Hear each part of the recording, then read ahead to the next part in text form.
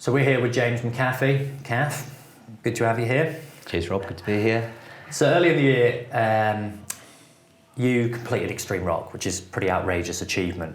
There's 180 routes in Extreme Rock, ranging between E1 and E9, whereas the likes of things like Classic Rock, I think it's like 83, and Hard Rock, I think just has 69 or thereabouts.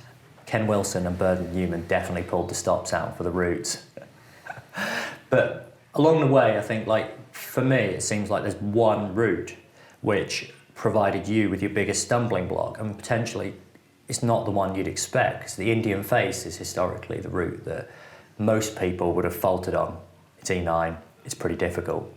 But for you, it was Masters Wall. Could you tell us a bit about your experiences on that route the first time you ever tried it?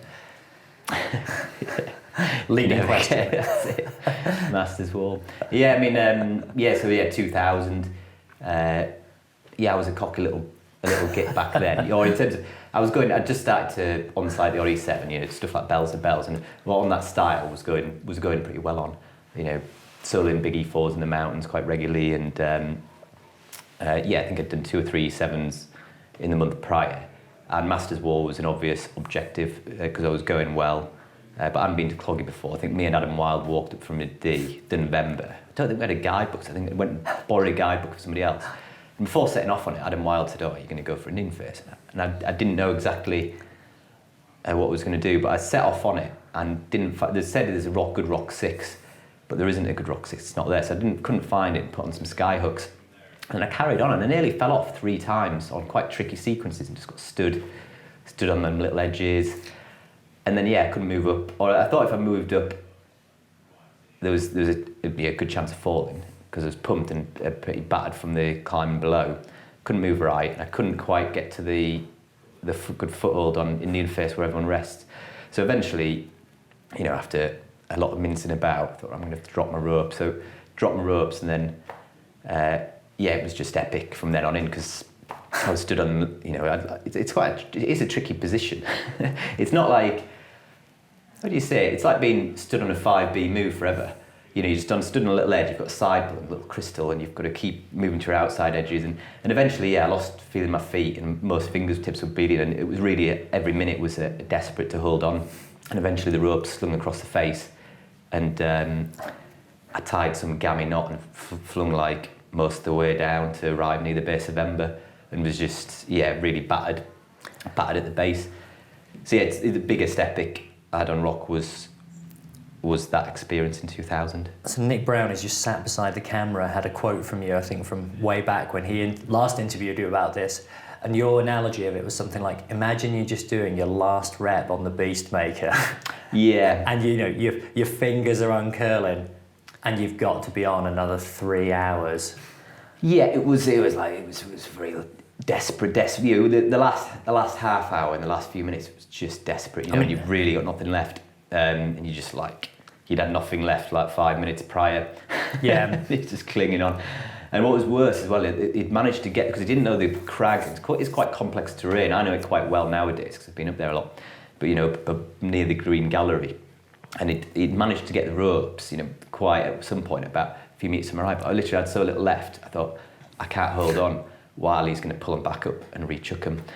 So it was an epic experience. I thought I nearly stopped climbing, but I went out with Nick Wharton a couple of weeks later.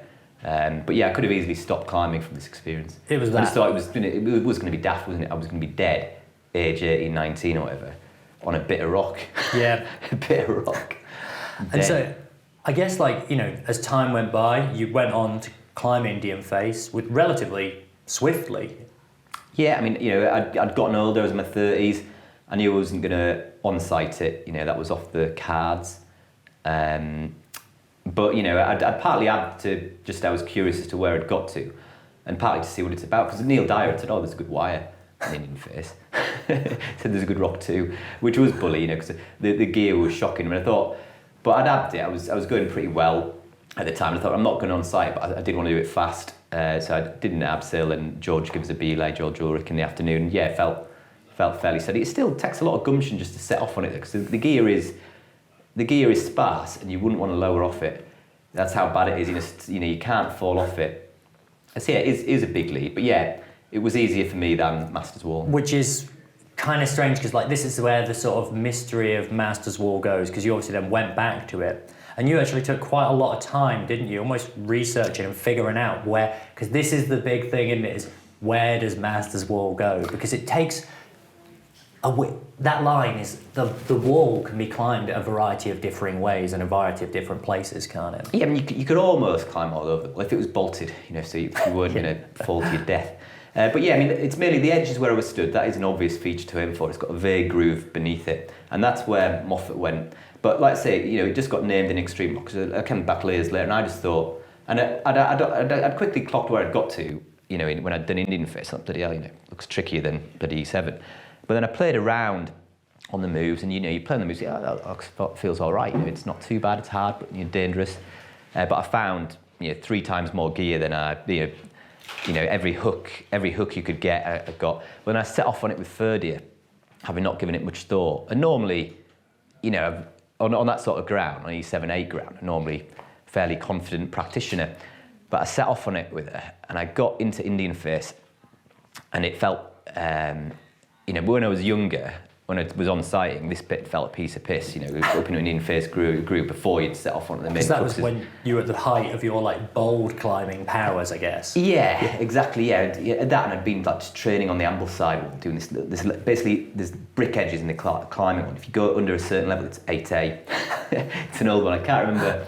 Loads of old school climbers used to train around Burke's, on this Ambleside one, and I'd just been spending time on this, over the winter, on little brick edges, and then was going out soloing, on big lakes routes, and then some of the serious routes didn't feel that bad. But yeah, so I set off it with Ferdy. This is the first time we climbed together, and I got into Indian Face, got this RP0, and I just looked up at Masters Wall, where I'd nearly fallen 3 times on site, getting high on it, and I thought I was going to die. I thought, I can't do this. Couldn't set off on it, even though I knew it inside out.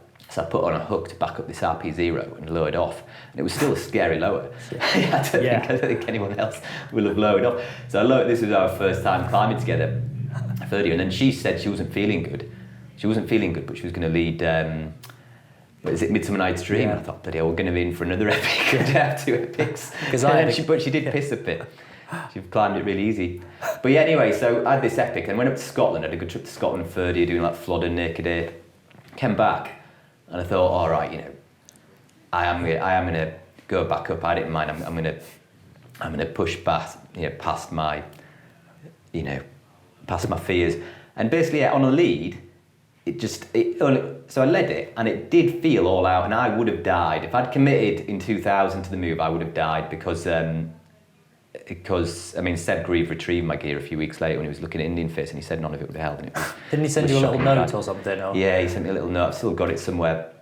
But yeah, basically, because from where I'm stood on that little footholds, you have to use a little left foot. It's not much for your hands. You pop for an edge. It's not that great. It's a bit of a funny edge. You've only got it for one hand, and you need to readjust to get your other hand on it. And then you've got smeary feet that lead you rightwards, and not great handholds. Like 6B-ish moves, but feel a bit harder. And so I led it, and I only realised how hard it was once I'd led it. Because when you play on the moves, it's a bit like Indian Face. It's not, none of the moves are too bad. But when you start linking them together, it is punchy. It is popping on the onside. You ain't gonna be. It sounds like I'm stressed. I'm sweating just thinking about it now. Yeah, no, it was. Yeah, and even though I knew it really well, I thought, bloody hell, And then I read Moffat's account. And he mentions that, it was going really well, he nearly died, and that account that Will Treasure got.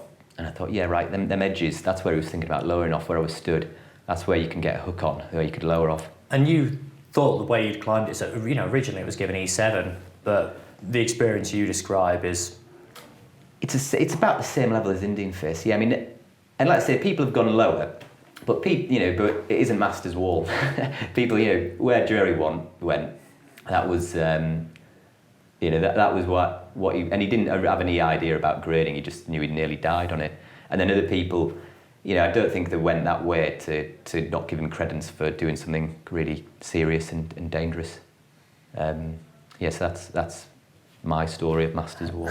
How's it been climbing nice safe and well protected routes ever since. Fantastic, yeah. I mean, that's it. I'm not, when I was younger, I used to like that kind of routes like Indian Face, routes like Bells to Bells, because I had a good head for them, and it feels quite empowering to do these dangerous routes where you're kind of testing yourself. But nowadays, like the Pembroke route with a lot of bomber Kia and a few hard moves, fantastic. Great climbing. Back in the pub alive later on.